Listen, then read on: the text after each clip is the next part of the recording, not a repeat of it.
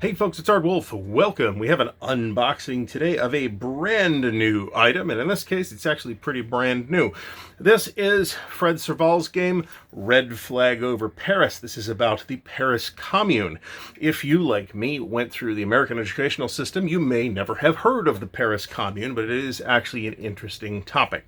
So we have a new game based on the Mark Herman Fort Sumter system to unbox here today. And of course, this is a GMT release. Like I said, brand new. So this is in the slightly smaller than usual and slightly thinner than usual for the 3-inch box. It's like a 2.5-inch box. It's a little bit of an odd size, but it is the same size box as Fort Sumter came in.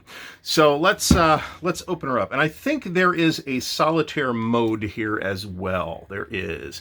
So for those for whom that is a question you need an answer to, yes, there's a full solitaire mode. Boy, it's time to sharpen this thing. This thing is terrible at this point. I don't want to wreck anything, so we're just gonna tear now. For those looking for some extra historical detail on this, I do recommend the Revolutions podcast, which did a whole season on the Paris Commune. So let's open the box up and see what we get. Okay, so first of all, let's look at this stuff last. We have a deck of cards, which we will open in a moment. We have a bag of cubes of various colors, and we have one 6-sided die and some little cylinders as well here. And we have a huge insert, naturally, that we will... Usually I would say I'm going to throw this away. In this case, I'm going to wait to do that because this may actually stay. I don't know yet. There's a huge space here and not really that many pieces for me to need to... store, so it may actually be practical to keep the insert. That is pretty unusual. All right, so we have a rule book. This is quite simple game. And for those asking the question, no, I wouldn't call this a war game.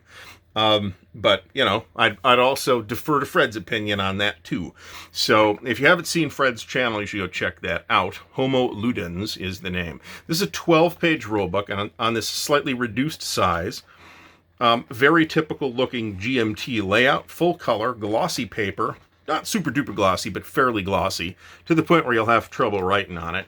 Decent number of illustrations. Here's a solo rules. And here is a glossary of game terms, not Paris Commune terms. And then we have the playbook, which is way thicker. This is 44 pages, okay? Same size, same glossy paper, but we have... In here, we have an example of play, a solo example of play, and like almost half the book is historical notes. So very interesting. And, you know, it looks like it plays very similarly to Fort Sumter. So we'll take a look at that at some point. I do have the digital version of that,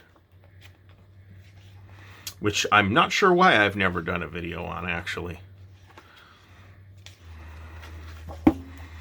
So anyway, we've got this very, very lengthy and detailed looking write-up on the Paris Commune. Here's some designer's notes, starting off with the differences of Fort Sumter.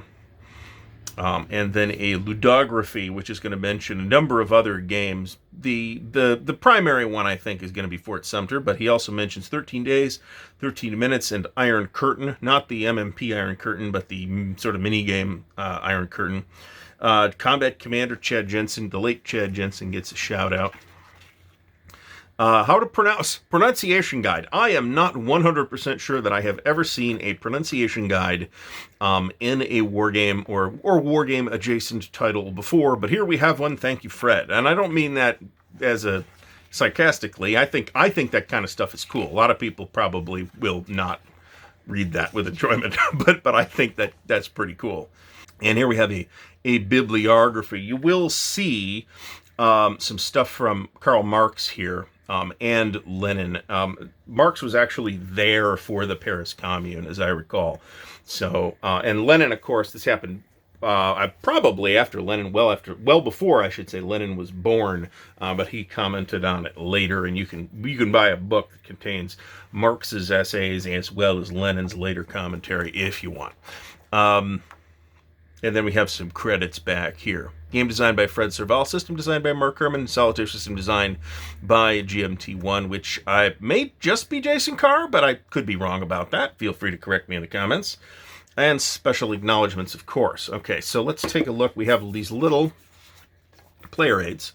Ooh, interesting. Okay, so you could play Versailles solo opponent or a commune solo opponent. So you could play either side, and then on the back you have... Now, what I'm not clear on this is this a solo sequence of play or just a general sequence of play? I think it's just a general sequence of play. Okay. So, and then we have a board. Now, this is, as you'd expect from GMT for this type of game, this is a mounted board, which unusually I am going to be able to show you the entirety of. I think we can get this entire thing in frame. And as you can see, there's some positions here, and then there's some positions here, and then there's a few tracks. I'm not going to try to dissect this in terms of mechanics because it's been ages since I've played Fort Sumter, and I will invariably bungle something and look like a dope. So those of you who have played Fort Sumter should find this not particularly alien. It lays fairly flat. Maybe it's because it's only 4 panels. Lays pretty flat. Typically, my experiences on these GMT mounted boards is they do tend to pooch quite a bit. This one, not so much, so that's good. All right, and then let's take a quick look at the deck of cards, which we will need to stab open. I'm going to change this blade out as soon as the video is over. A lot of these are what I would call actions, okay? So these are remove cubes, place cubes, reveal the commune player's objective cards. You have objective cards. There's some battle cards, which sound like... I mean, there was some fighting in this event, just so you know. Rise of Republicanism. And here's an initiative card, which I guess you flip back and forth between the Commune and Versailles, which I assume is a reference to the Palace of Versailles.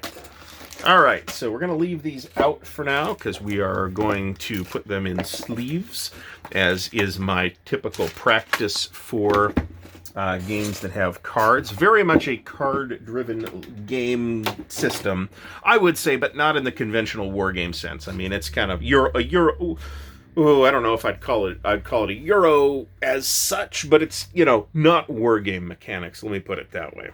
So, red flag over Paris. If you have found this video interesting or informative, please do give it a thumbs up. Please do subscribe to the channel. And if you'd like to help support Ardwulf's Lair, you can check out the links in the video description to the Patreon, the merch store, and the Ko-Fi. Until next time, thanks again for watching and happy gaming.